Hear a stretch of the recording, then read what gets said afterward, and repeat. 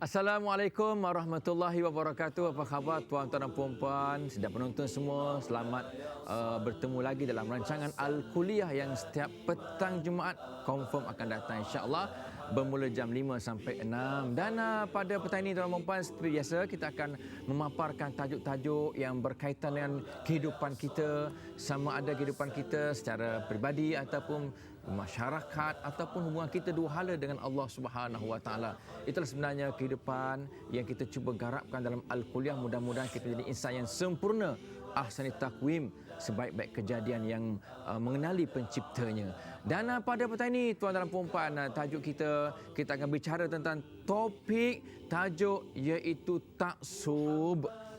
Gapo dia taksub tegak?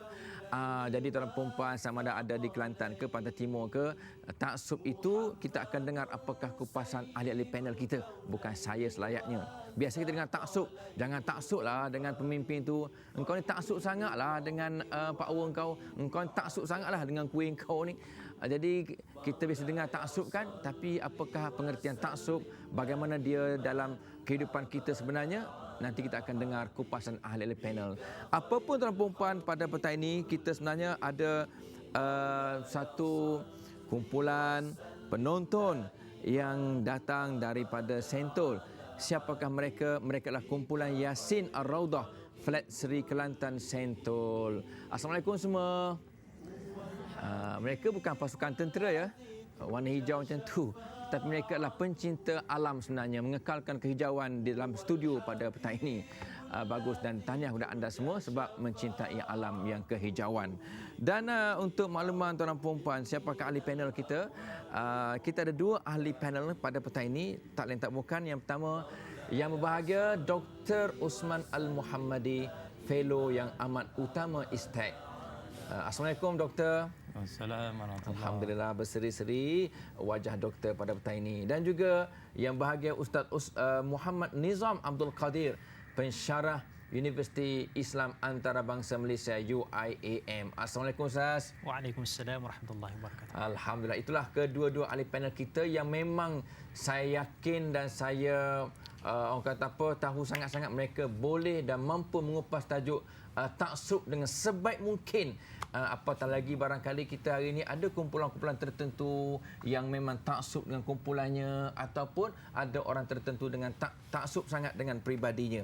Okey, untuk makluman tuan-tuan dan puan-puan juga, saya war-warkan, kalau anda ada soalan yang hebat, yang terbaik, yang memang menepati tajuk kita pada petang ini, bolehlah emailkan ataupun SMS-kan kepada kami. Kami akan baca semua soalan anda yang sempat kami baca, tapi dua yang terbaik, apa akan dapat dia? Pustaka Salam Bermurah Hati untuk menyumbang 8 jilid kitab fiqh mazhab Imam Syafi'i. Jadi anda bolehlah hantarkan soalan anda kepada kami, SMS ataupun emailkan kepada kami. Kami akan baca soalan tersebut. Barangkali taksub itu ada dalam kehidupan anda sebenarnya.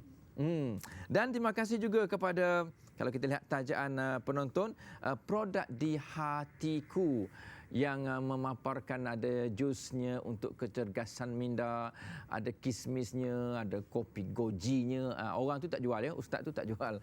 Jual produk saja yang jual. Dan juga terima kasih kepada majalah Anis dan Asuh daripada Galeri Ilmu Sendirian Berhad. Saya paparkan ni majalah Anis dan Asuh. Jadi dalam perempuan, dalam Asuh ni ada, kalau kita lihat baguslah, rahsia syaitan. Apatah lagi dekat-dekat dengan Ramadan kan, syaitan dirantai. Tapi macam mana, kadang-kadang ada juga orang macam syaitan juga bulan puasa. Ini juga ni majalah Asuh ni bagus ni. 10 tip mudah bangun malam. Ni untuk orang kata apa, untuk sahur nanti. Dan juga tak lupa kepada ni produk Aifa Health Sendirian Berhad. Jadi terima kasih kepada Aifa Health Sendirian Berhad yang memaparkan produk untuk diabetes ataupun kencing manis. Dan juga yang terbaru produk kita minggu lepas kita dah paparkan juga. Ini produknya, iaitu namanya Bihun Sufi. Bihun Sufi ni. Jadi eloklah anda semua lihat Bihun Sufi ni. Bolehlah makan untuk buka puasa ke, untuk sahur ke. Sebenarnya Bihun Sufi ini adalah edaran pejabat Fama Negeri Johor. Dan siapa berminat jadi pemborong ataupun peruncit, diperlukan satu Malaysia. Bihun Sufi ini satu kualiti untuk satu Malaysia. Jadi kalau anda ada minat untuk jadi pemborong ataupun peruncit kepada Bihun Sufi ini, bolehlah hubungi kami, iaitu kamilah dia. 07 234 1185. 07 234 1185, ini Johor saja ya, ataupun handphonenya 019 300 7088. 019 300 7088. Jadi kita teruskan al-kuliah kita pada petang ini dengan tajuknya taksub. Jangan taksub ada produk tadi ya, tapi nak pakailah. Okey. Apa pun perempuan kita lihat ada Dr. Osman Al-Muhammadi, kalau saya boleh pembuka tirai lah, soalan pembuka tirai kepada yang bagai doktor.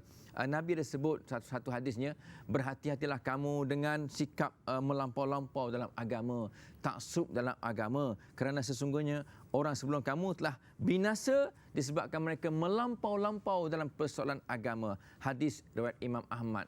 Boleh tak doktor kupaskan ataupun huraikan apakah pengertian hadis tersebut? Silakan doktor. Assalamualaikum warahmatullahi wabarakatuh. Para Waalaikumsalam. penonton sekalian, hadis itu diajar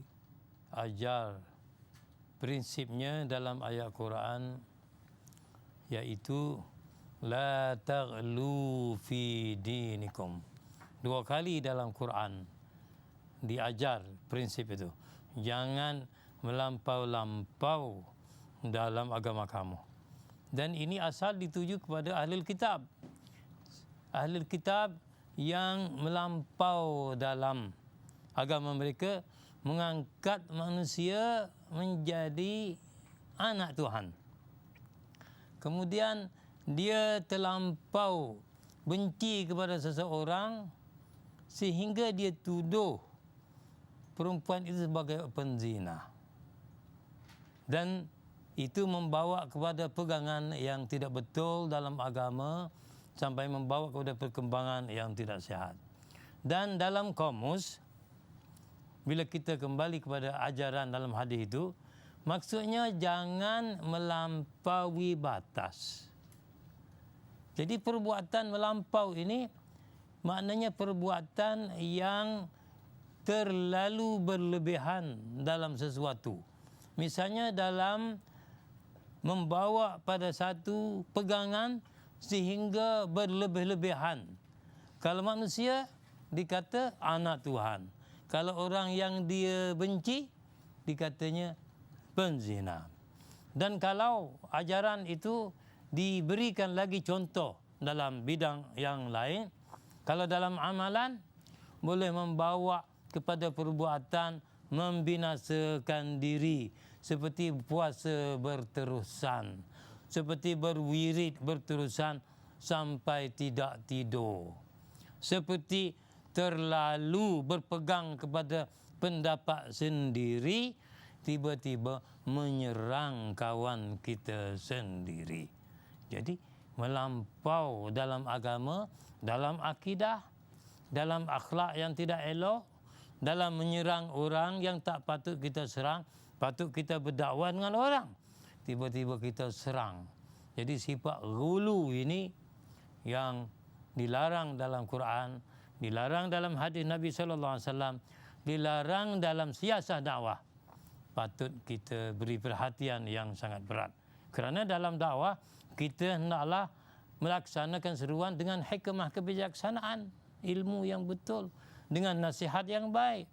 Kalau berhujah pun berhujah dengan cara yang baik, bahasa yang elok, meyakinkan dengan ilmu yang benar, dengan bahasa yang beradab dan ikhlas. Inilah respons saya kepada soalan itu. Terima kasih. Dr. Osman Al-Muhammadi, pendek tapi memang padat pengisiannya tentang taksub dan kaitannya dengan melampau dalam agama.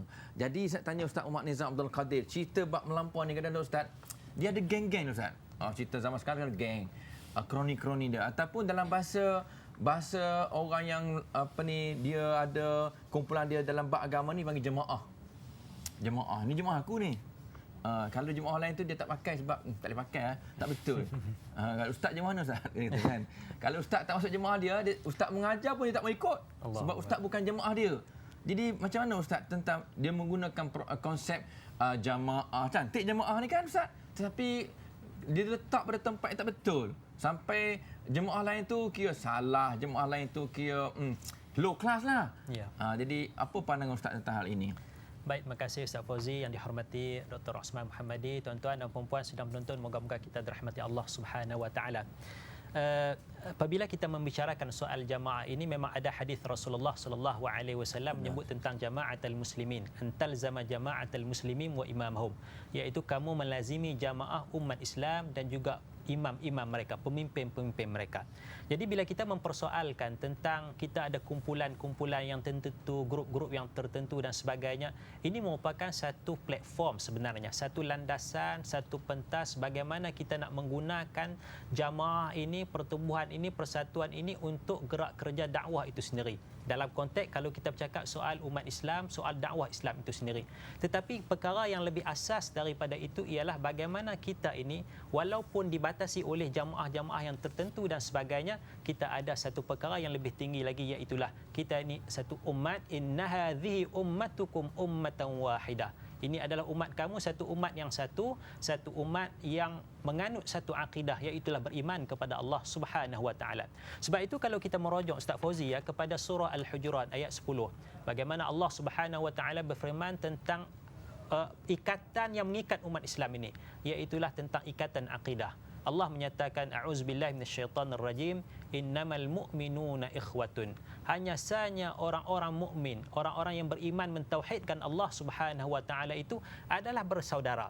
Jadi dia bukan diikat oleh jemaah. Kalau sebut jemaah ni daftar orang sekian-sekian, tidak ada masalah. Itu platform, itu pentas. Tetapi lebih tinggi daripada itu ialah kita diikat dengan ukhuwah akidah iman kepada Allah Subhanahu wa taala.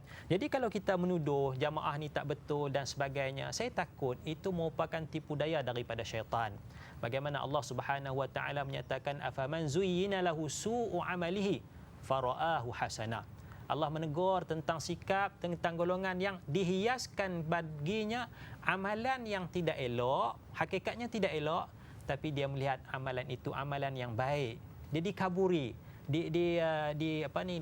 dikacau, diganggu, diwaswaskan oleh syaitan. Dia melihat dia saja yang baik, orang yang betul, orang lain semuanya salah dan sebagainya. Sebab itu satu pandangan yang baik yang dikutip daripada Al-Imam Asy-Syafi'i rahimahullahu taala, satu kalam yang menggambarkan keinsafan Al-Imam Asy-Syafi'i rahimahullah. Dia menyatakan ra'yi sawabun yahtamilul khata'a wa ra'yu ghairi khata'un yahtamilus sawaba atau kama qala.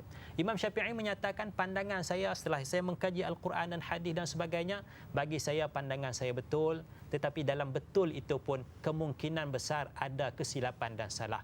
Dan bagi Imam Syafi'i, dia kata melihat pandangan orang lain dalam masalah yang sama, pandangan orang lain bagi saya silap, tetapi dalam saya katakan silap itu yahtamilus sawaba, barangkali pandangan itu betul. Jadi ini satu kalam yang insaf. Kalau kita melihat hari ini kadang-kadang setengah kelompok, setengah individu dia kata saya saja yang betul, orang lain semuanya salah. Pandangan saya saja yang betul, pandangan orang lain semuanya salah.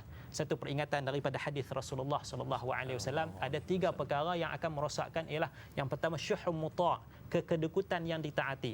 Yang keduanya hawa muttaba', hawa nafsu yang diikuti. Yang ketiganya dalam kita menyalahkan ini ialah i'jabu kulli dhi ra'yin bi ra'yi. Terasa takjub dengan orang yang memberi pandangan. Dia bagi pandangan, dia rasa takjub dengan pandangannya itu. Jadi ini merupakan satu perkara yang sebenarnya boleh merosakkan. Wallahu alam. Terima kasih Ustaz Wan Nizam Abdul Kadir. Dosa dan perempuan ya, jangan kita taksub dengan kumpulan kumpulan Yasin. Boleh Yasin Ar-Raudah kan. Yang taksub pula dengan kumpulan sendiri ya. Kita meremehkan kumpulan Fatihah ke, kumpulan Baqarah ke, kumpulan Ali Imran ke, sebab ni kumpulan Yasin kan. Jadi itulah tuan perempuan, mari sama-sama kita bersama-sama dengan ukhuwah kita yang atas nama Islam. Apapun kita jumpa lagi selepas ini insya-Allah. الكونين والثقلين محمد سيد الكونين والثقلين والفريقين من عرب دائما. Alhamdulillah, terima kasih kepada anda yang memang setia bersama dengan Al-Kuliah pada petang ini dengan tajuk Taksub. Okey, apapun kalau anda taksub dengan Al-Kuliah tidak ada masalah. Ya, saya okey je. Taksub dengan Al-Kuliah sebab dia majlis ilmu, kita memang kena pegang teguhlah sebab dengan ilmu dapat hidayah ya. Okey, kita teruskan kepada soalan penonton kita daripada kumpulan Yasin Ar-Raudah. Kumpulan Fatihah pun kita tengok juga. Ya, kumpulan Baqarah kita kena tengok jugalah walaupun di sini hadirnya kumpulan Yasin. Silakan Puan Rahani Sujak kalau ada soalan. Assalamualaikum warahmatullahi wabarakatuh. Waalaikumsalam. Saya nak tanya Pak Ustaz, taksub terhadap sesuatu perkara selalunya akan menimbulkan suasana yang tidak aman serta membawa kepada hasil yang negatif. Minta Ustaz ulaskan. Okey, terima kasih Puan Rohani. Ini taksub satu perkara ataupun taksub pada orang ke Ustaz? Taksub pada apa lagi? So kita minta doktor jelaskan kepada penonton semua macam mana taksub kepada satu perkara tu, kata gelas lah, gelas ni doktor kan. Kalau gelas lain tak mau gelas lain, gelas ni je. Tapi kalau pergi tempat lain susah, tak ada gelas ni. Jadi tak minum air lah dia. Jadi nak tanya Ustaz, minta Ustaz ulaskan, silakan doktor. Ya, satu soalan yang sangat munasabah dan saya rasa penonton yang mulia bersetuju bahawa ini perlu kita selesaikan. Apa arti ta'assub? Ta'assub itu kalau tengok dalam bahasa Arab katalah dalam kamus Ar-Raid. Dia kata kalau kita terjemah maknanya dia terasa ajib sangat dengan sesuatu ataupun dengan pendapat atau dengan orang sehingga caranya berlebihan dan tak menasabah. Dan kalau pendapat tu pula sampai dia bersemangat sangat, ada gairah di situ ya dalam perkara tu. Ada gairah sangat sehingga ada masa dia tersasul daripada perkara yang sebenar. Jadi ada beberapa perkara sini yang jadi bancuhan ramuan dia. Ramuan semangat berlebihan. Kemudian terlalu mempertahankan benda tu. Kemudian maklumat boleh jadi tidak betul. Kemudian boleh membawa kepada yang tak benar tu dipegangnya. Dan sudah tentu membawa kepada kesan yang tidak elok. Tak berkelahi. Berbeza seperti dengan apa pendapat Imam Syafi'i tadi. Maknanya benda yang ada pada dia kalau pendapat betul. Tapi yang orang lain pun walaupun dia anggap dia tak boleh terima tapi boleh ada benarnya. Jadi dia boleh bersama dengan orang tu. Tapi orang yang fanatik ni kerana dia bersemangat dengan pendapat tu atau bersemangat sangat dengan orang tu, orang lain dia tak terima. Pendapat lain tidak terima. Maka timbullah keadaan dia tak dapat benda yang betul, yang sepenuh dan boleh jadi berkelahi. Jadi kalau dalam bahasa Inggeris, fanaticism ni dia kata ialah excessive enthusiasm, dia kata. Terlalu bersemangat yang berlebihan yang tidak mengikut ilmu. Adapun Ustaz Fauzi sebut tentang Al-Kuliah itu kalau ta'assub. Itu kita kata saja ta'assub sebenarnya bukan ta'assub tapi setia dan kasih.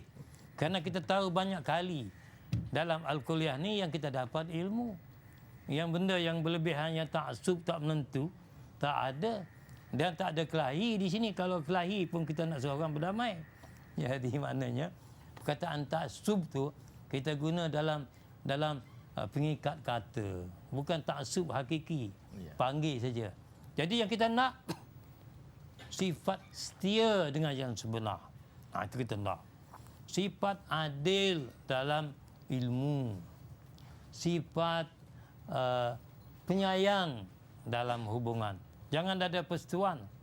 Bila berbeza pendapat, orang yang tidak ta'assub ni, dia kasih, dia beradab dalam berbeza pendapat. Dia tidak maki, dia tidak benci, dia tidak doa supaya kawan tu binasa, kawan tu masuk lubang tergelaga buruk, kawan tu tidak dipanah halilintar.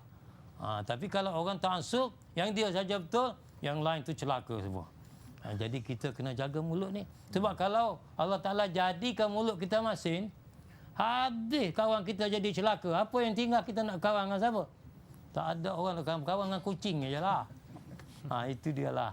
Saya rasa respon saya tentang ta'assub ni. Okey, terima kasih Dr. Osman. Dalam kupasannya ada juga lawak sikit ya. Begitu juga kalau anak-anak mudi yang kat luar sana, gadis-gadis remaja, janganlah taksub ada pemuda Lombok tu kan. Ramai lagi muda-muda kat sini ni. Ustaz, okey. Kita teruskan kepada Haji Asia. Kalau ada soalan silakan Haji. Soalan saya macam ini Ustaz. Bagaimana pula dengan golongan yang terlalu taksub kepada benda-benda karun dan percaya boleh menyembuhkan penyakit atau memberi rezeki dan kesenangan hidup?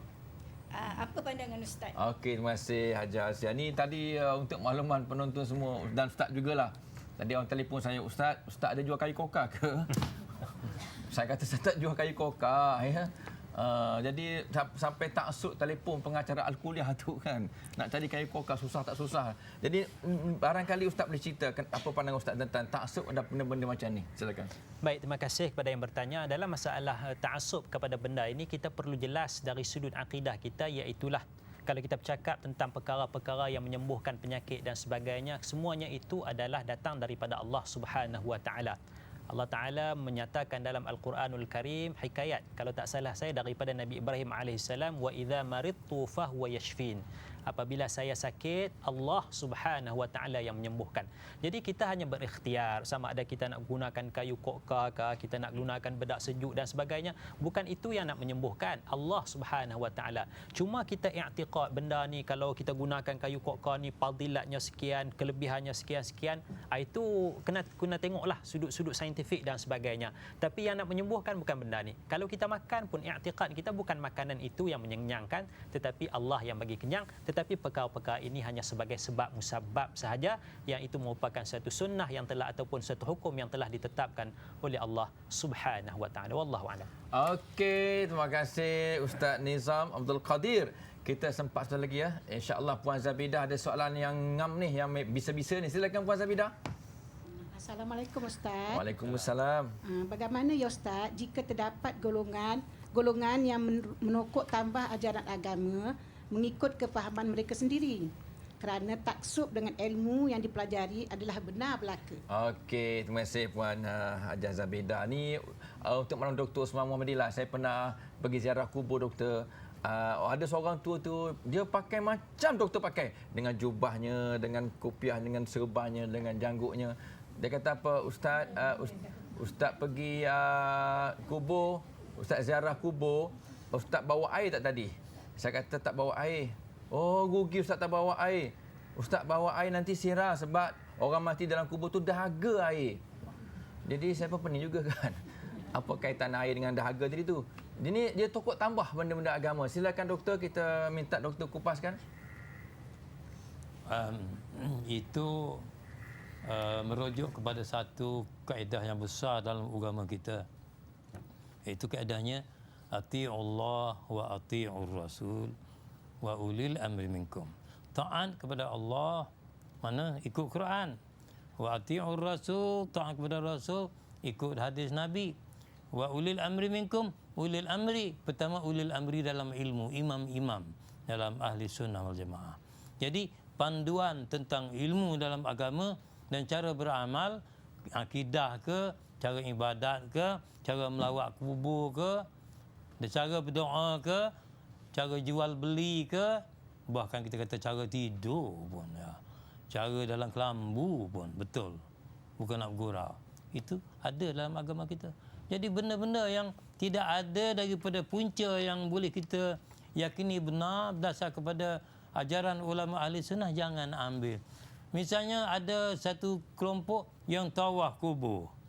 Kononnya tak padan lagi nak tawaf Mekah tu, tawaf kubur wali pula. Jadi mana ada dalam ajaran Quran, ajaran sunnah Nabi, ajaran ijma' ulama, imam-imam tawaf kubur. Yang boleh melawat kubur, tawaf tak boleh. Demikian juga contoh tadi, mana suruh mesti selalu bawa siram air. Orang dalam kubur minum air, tak ada nas kata orang dalam kubur minum air yang kita siram atas kubur. Yang ada nas ialah kita perlu berdoa. Misalnya bila kita pergi ke kubur, Assalamualaikum ya ahlad diyar, yaghfirullahu lana wa lakum wa inna insyaallahu bikum lalahiqun. Lepas tu baca Al-Fatihah. Mengikut ulama ahli sunnah sampai pendapat yang mengatakan tak sampai itu pendapat yang syadzun, dan dicatat dalam kitab Mawsu'atul Ijma'i fil Fiqhil Islami berdasar pada punca-punca yang bagus. Maknanya kita berdoa, kita hadiah Fatihah, kita minta Allah ampunkan dia. Yaghfirullahu lana wa lakum. Allah ampunkan engkau wahai ahli, ampunkan kami dan engkau wahai ahli kubur. Itu boleh. Jadi akhirnya jangan buat tambahan-tambahan dalam agama mengikut pendapat kita sendiri. Mesti balik kepada nas Quran, nas hadis, nas ijma', nas kitab-kitab yang menjadi panduan ulama ahli sunnah wal jamaah, sebagaimana Quran sebut fas'alu ahla dzikri in kuntum la ta'lamun. Tanya kepada ahli ilmu yang tinggi sekali, imam-imam itu, bila kamu tidak tahu. Kalau tidak nanti kita terlibat dalam tambahan yang haram. Terima kasih. Okey, itulah tuan-tuan dan puan-puan persoalan-persoalan daripada kumpulan Yasin Ar-Radah dari Sentul, Flat Sri Kelantan Sentul. Apa pun saya tanya Ustaz satu lagi soalan saya tentang kadang-kadang dia banding-bandingkan guru pula, dia taksub dia guru dia. Sampai kalau gurunya karang satu kitab itulah sampai lebam dia pakai. Kitab lain tak mahu ni Ustaz Nizam tulis aku tak pakai. Aku pakai guru ni lah. Sampai lebam, padahal hadis-hadis pun hadis dhaif pun ada Ustaz. Hadis yang maudhu' yang palsu pun ada juga. Bukan kitab ni lah, kitab lain. Contoh. Jadi Ustaz, apa pandangan Ustaz tentang masalah ni? Ya, dia sebenarnya memang ada golongan-golongan yang taksub kepada guru. Saya diberitakan ada orang minat sangat dengan Ustaz Fauzi. Dia jadi pengacara Al-Kuliah ni. Kalau tukar orang lain, dia kata tak mau tengok Al-Kuliah dah. Dia nak condemn, dia ban dah Al-Kuliah tu. Ada juga Ustaz Fauzi ya. Jadi ini satu sifat yang tak wajar. Sebab itu kita perlu belajar daripada banyak sumber-sumber, termasuklah banyak guru. Dan para ulama menyatakan satu kalam, menyatakan man kathurat tila'ahu qalla i'tiraduhu. Siapa yang banyak ittila', siapa yang baca mutala'ah, termasuklah mengaji dengan pelbagai guru dan sebagainya, maka akan kuranglah bangkangannya terhadap satu-satu perkara.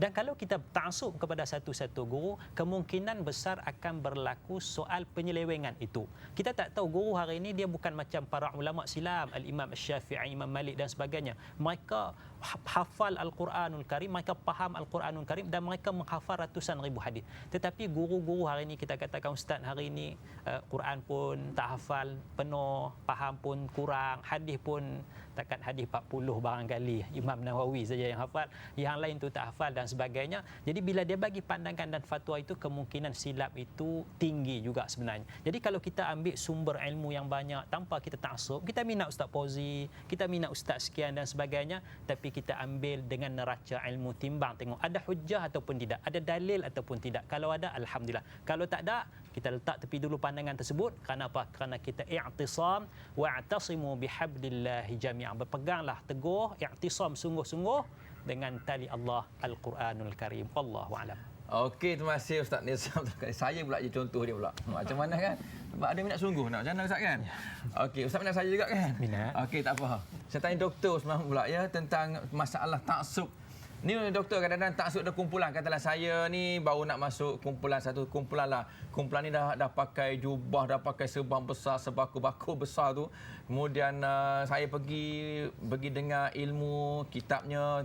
Tapi saya pakai macam ni doktor. Pakai macam ni, dia kata belum dapat hidayah lagi tu Ustaz Fauzi.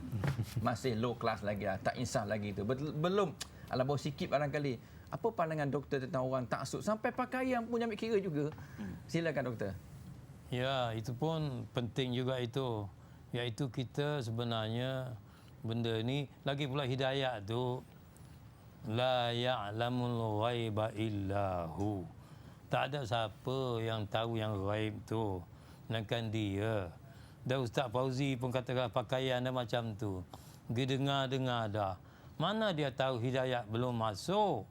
Jadi itu adalah satu sangkaan yang sangat melanggar peraturan dan adab dalam kita menekuni ilmu. Kita hendaklah mengikut apa yang diajar dan jangan kita menjadi tok hakim atas kawan-kawan kita. Lagi pula kita dilarang mencela. Dalam wala tanabazu bil alqab. Jangan kamu menggelar dengan gelaran yang tidak bagus. Bi'sal ismul fusuq ba'dal iman. Alangkah buruknya gelaran yang tidak bagus itu lepas beriman. Wa man lam yatub fa ulaika humuz zalimun. Siapa dia yang tak bertaubat, dia termasuk orang zalim. Suka bergelar dengan kawan kita ni. Gelar kata tak dapat hidayah, gelar kata sesat lagi lah, pergi saja. Jadi ini tidak boleh. Kalau kita nak tegur juga, tegur dengan ad-dinun nasihatu li'a'immatil muslimin wa li'ammatihim. Hadis sahih daripada Rasulullah SAW dihurai oleh Imam Nawawi, dihurai oleh Ibnu Rajab Hambali dan lain-lain. Hendaklah kita beramal dengan an-nasihah kepada orang-orang yang menjadi ketua orang Islam kalau kita layak, dan juga orang awam. Apa arti an-nasihah? Artinya kita sayang sama dia. Kita guna bahasa yang lembut kepada dia. Kita nakkan benda yang baik berlaku pada dia. Kita nakkan dia selamat. Kita tidak kasih dia sakit hati. Kita tidak gelar-menggelar sama dia. Kita tidak dengki dengan dia. Ini an-nasihah. Tapi berapa orang yang buat an-nasihah ini? Ada yang kata an-nasihah, ini nasihat ni, tapi sebenarnya dia mengumpat. Macam mana? Marilah kita berdoa lah kawan tu, kita nasihat ke dia lah, mudah-mudahan dia berhentilah bini-bini disebutkan nama depan orang ramai. Kalau nak berdoa, doalah tengah malam, ya Allah bangun, mintalah kawan aku tu berhentilah fi'il macam tu. Kalau nak berdoa. Kalau nasihat pula, Imam Ahmad kata yang paling baik sekali kita pergi pegang tangan. Aku tengok kamu buat ini. Aku rasa sayanglah. Janganlah buat lagi. Dalam agama kita, apa kesan pada kamu, keluarga kamu nanti. Aku pun susah nanti nak pertahankan kamu ni. Itu nasihat. Kalau depan orang ramai itu Imam Syafi'i kata bukan nasihat tu. Itu maki tu, dia kata. Itu ngumpat tu. Jadi kita kena jagalah tu. Kalau tidak kena tipu syaitan nanti. Rosak hubungan kita. Terima kasih. Okey, terima kasih Dr. Osman Al-Muhammadi. Jadi tidaklah anda perlu taksub dan siapa-siapa sebenarnya. Tapi saya yakin, saya ramai minat tuan-tuan, tapi makcik-makcik minat saya ya. Yang usia senja-senja, yang 50 tahun ke atas. Syabas untuk anda semua. Apa pun, kita berehat seketika. Kita jumpa lagi selepas ini, insya-Allah.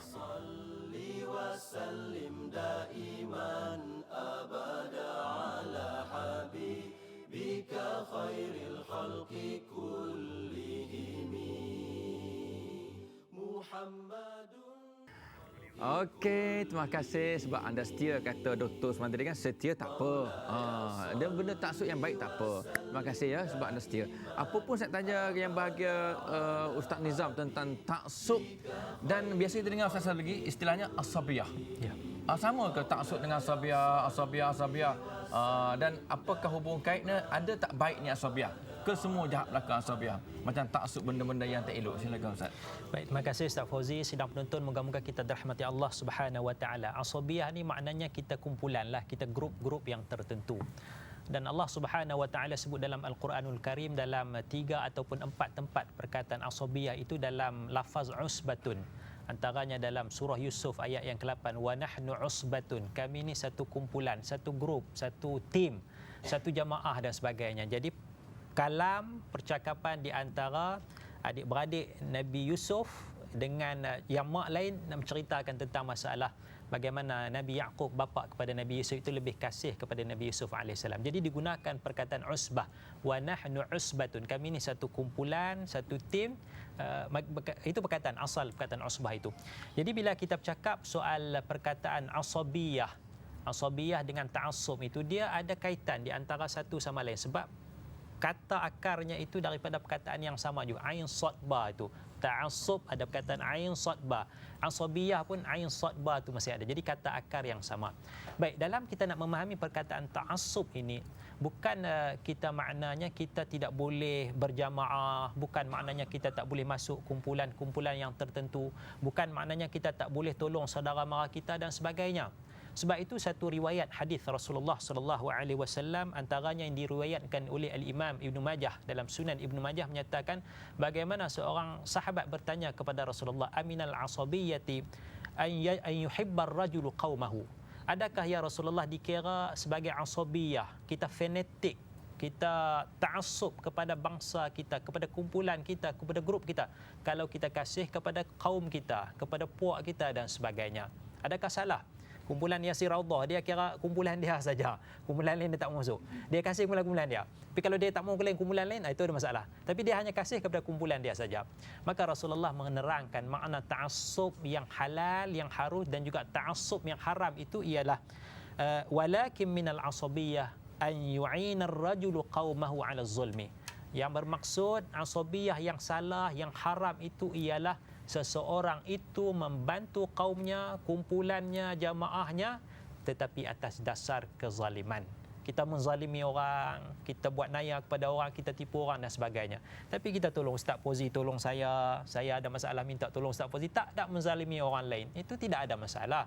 Itu satu perkara yang baik, termasuk dalam erti kata wa ta'awanu 'alal birri wat taqwa wala ta'awanu 'alal itsmi wal 'udwan. Untuk bantu-bantu dalam perkara yang baik, kebaikan dan juga takwa, dan jangan bantu-bantu dalam perkara dosa dan juga permusuhan. Jadi jelas ada ta'assub yang dibenarkan, yang harus, dalam erti kata kita tidak menzalimi mana-mana insan yang lain, dan ada perkara yang haram, iaitulah kita menolong orang atas dasar menzalimi insan yang lain. Wallahu a'lam.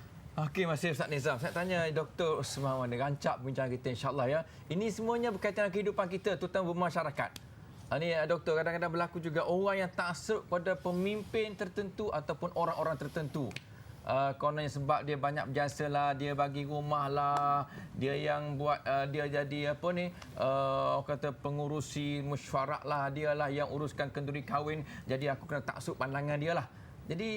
Jadi sampai tak dengar pandangan-pandangan lain yang barangkali lebih bermanfaat, lebih orang kata apa, memberikan benda-benda yang lebih baik. Silakan doktor, macam mana kupasannya?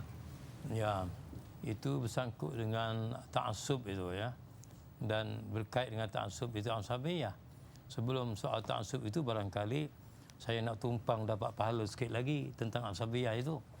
Iaitu seorang daripada pengarang Islam yang besar yang menghurai asabiyah dari segi faedah dan positif sifatnya itu ialah Ibnu Khaldun.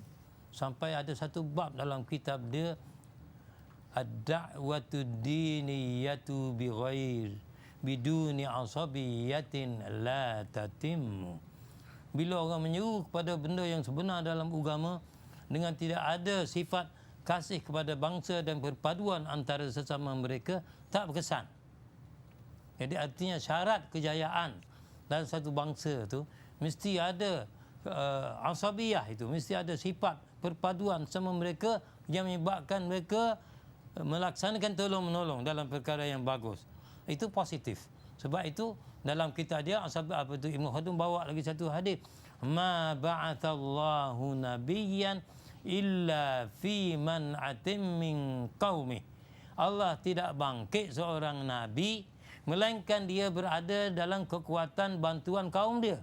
Maka Ibnu Khaldun kata, kalau Nabi yang ada mukjizat tu berhajat lagi, perlu lagi kepada bantuan kekuatan bangsa, apatah lagi kita yang tak ada mukjizat apa satu pun ni.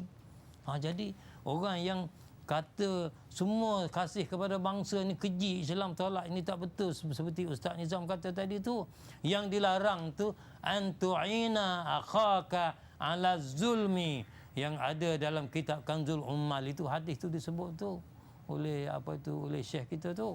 Jadi jelas. Sebab itu Said Nursi dalam ceramah dia di Damsyik beberapa puluh tahun lalu, dia kata positif nationalism dalam arti asabiyah bangsa yang bagus adalah bagus dan mesti kita sokong.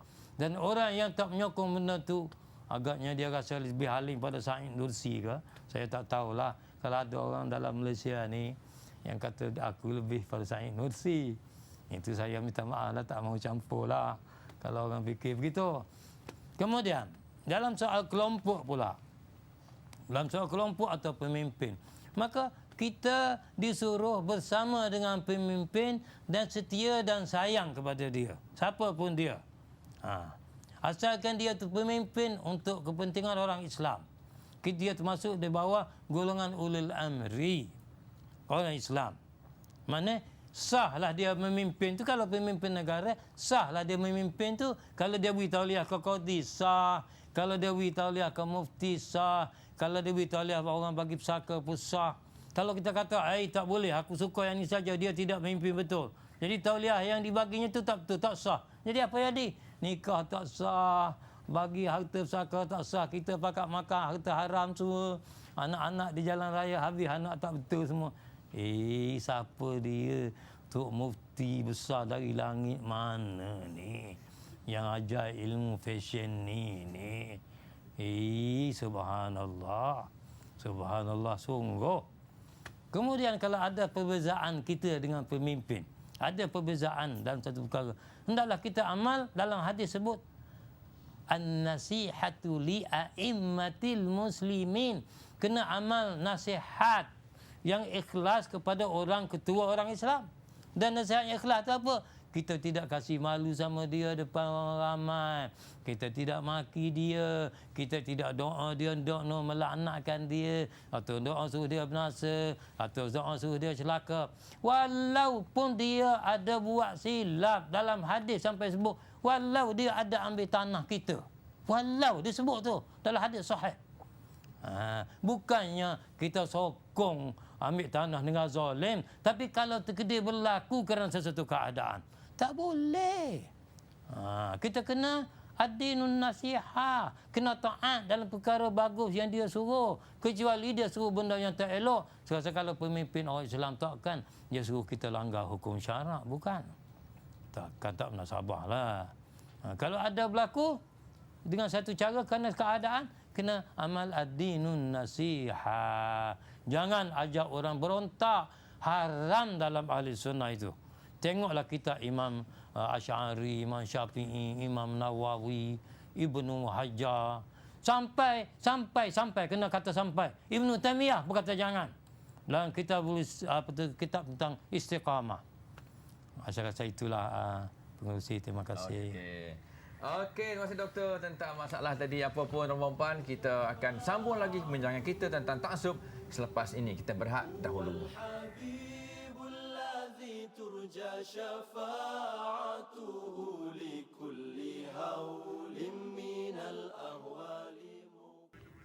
Alhamdulillah, terima kasih kepada anda semua yang memang orang kata apa, suka sangat kepada Al-Kuliah dan tajuk kita taksub pada petang ini. Ceritanya hebat dan saya minta maaf sebab kita punya email ada masalah teknikal sedikit dan saya pun tak sempat nak baca email-email anda. InsyaAllah kita akan jawab lain kali insyaAllah. Apa pun nak tanya pada Ustaz Nizam Abdul Qadir. Bila cerita bab taksub ni, kadang-kadang guru tak taksub pun. Orang pemimpin tu tidak taksub pun. Tapi anak-anak buah yang taksub ni. Sampai sanggup menjadi keldai lah. Sampai tahap tu. Jadi apa nasihat Ustaz kepada golongan-golongan ini? Walaupun gurunya salah, pemimpinnya salah, orang tu salah sekalipun, ikut juga. Sebab taksub punya hal. Jadi apa nasihat Ustaz kepada mereka-mereka ni, orang bawahan ni? Silakan. Terima kasih kepada Ustaz Fauzi. Inilah bahaya penyakit taksub ini. Fanatik ini dia tidak boleh mengenal mana satu yang baik, mana satu yang salah. Dan dalam satu riwayat hadis Rasulullah sallallahu alaihi wasallam menyatakan man qatala tahta rayatin immiyatin. Man qatala tahta rayatin immiyatin. Siapa yang berjuang di bawah bendera buta. Immiyah ni daripada buta lah. Maknanya daripada bendera kesesatan ataupun dalam konteks yang kita bincangkan ta'assub ini, dia tidak tahu yang mana satu benar, yang mana satu salah. Jadi perjuangan itu ditolak. Dan maknanya kita faham dalam konteks perjuangan itu ditolak dalam hadis Rasulullah sallallahu alaihi wasallam. Jadi kalau kita ta'assub kepada seseorang menyebabkan kita buta, kita mengikut tanpa hujah, tanpa dalil dan sebagainya, ini merupakan satu perkara yang tak wajar. Sebab apa? Sebab Islam dibina di atas dasar ilmu, di atas dasar hujah. Sebab itu Al-Quranul Karim Allah Subhanahu Wa Taala bawa kita nak berhujjah, ud'u ila sabili rabbika bil hikmah wal mau'izatil hasanah wajadilhum billati hi ahsan. Ajak dengan cara hikmah, nasihat yang baik dan bermujadalah, berdialog, hiwar, dialog itu dengan cara yang lebih baik. Jadi bila dialog dengan cara yang baik, takkan kita nak maki, takkan kita nak caci dan sebagainya. Kita bawa ini Quran kata, hadis kata, kitab ni kata sekian, tapi kita berlapang dada. Jadi kalau kita ta'assub kepada seseorang, pandangan orang tu saja yang betul, ustaz tu saja saja yang betul, orang lain semuanya salah, itu merupakan satu sikap yang tak wajar. Hatta kalau kita lihat dalam contoh Rasulullah sallallahu alaihi wasallam, dibahaskan oleh para ulama dalam ilmu usul bagaimana ijtihad Rasulullah. Rasulullah juga berijtihad, membuat satu-satu ketetapan benda yang tidak ada nas wahyu daripada Allah Subhanahu wa taala. Misalnya kita baca dalam peperangan Badar. Bila habisnya peperangan Badar, ada tawanan perang daripada golongan kufar ini. Apa yang dilakukan dengan tawanan perang ini? Maka Rasulullah bermusyarat dengan para sahabat. Sebab tidak ada wahyu dalam masalah ini. Ada dua pandangan yang dikemukakan. Satu pandangan daripada Abu Bakar As-Siddiq radhiyallahu anhu menyatakan kita tebus mereka ini dengan bayaran yang tertentu, dengan kalau boleh mengajar anak-anak menulis, membaca dan sebagainya. Kalau boleh kita lepaskan mereka. Tetapi pandangan yang kedua yang dikemukakan oleh Sayyidina Umar Al-Khattab radhiyallahu anhu, dia ni seorang yang keras sikit, tegas sikit. Dia kata kita bunuh saja, senang. Habis cerita. Sebab apa? Sebab mereka ni tak ada faedah kepada kita. Kita bunuh saja. Tapi hati lembut Rasulullah sallallahu alaihi wasallam ini dia lebih cenderung kepada pandangan Sayyidina Abu Bakar As-Siddiq radhiyallahu anhu. Maka diamalkan pandangan Abu Bakar. Ijtihad Rasulullah sallallahu alaihi wasallam.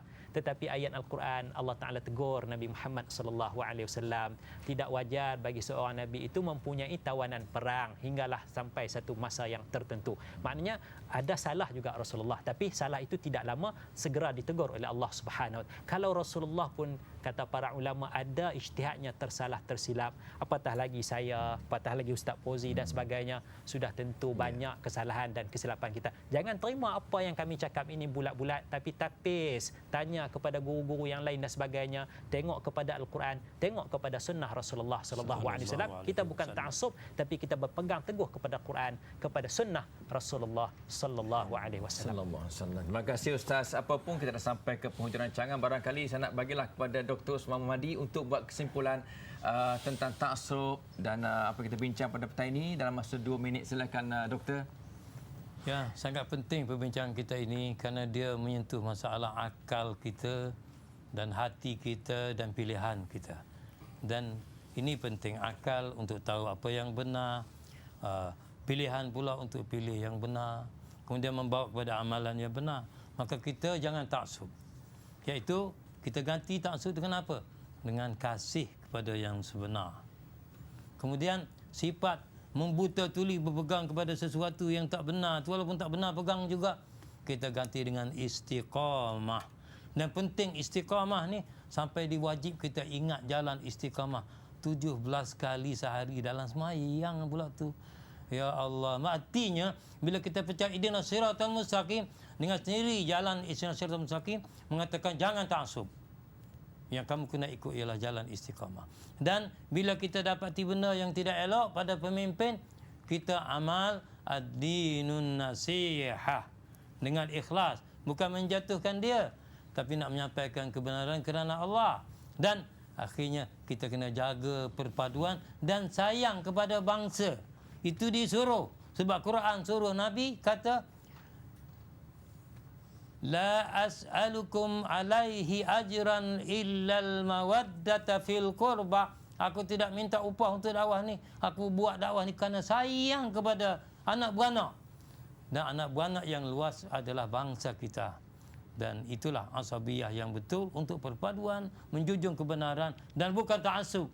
Terima kasih. Wassalamualaikum. Terima kasih kembali Yang Bahagia Dr. Osman Al-Muhammadi, dan terima kasih kepada Yang Bahagia Ustaz Omar Nizam Abdul Qadir sebagai panelis kita pada petang ini, dan juga terima kasih kepada penonton kita dalam studio iaitu kumpulan Yasin Ar-Raudah Flat Seri Kelantan, Sento, dan juga kepada anda semua yang menonton Al-Kuliah pada petang ini. Jazakumullah khairan katsira. Apa pun perempuan, kita jumpa lagi pada minggu hadapan dengan tajuk Ukhuwah bersama Yang Bahagia Ustaz Hanafiah Abdul Razak dan juga Ustaz Jazlan Muhammad. Jumpa lagi minggu hadapan. Assalamualaikum warahmatullahi wabarakatuh. Waalaikumsalam.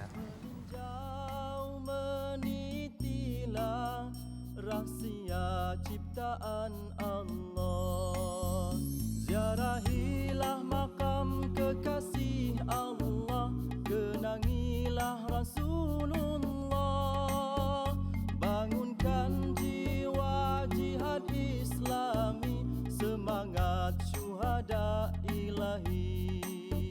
Marilah bermusafir, laksanakan tuntutan jiwa,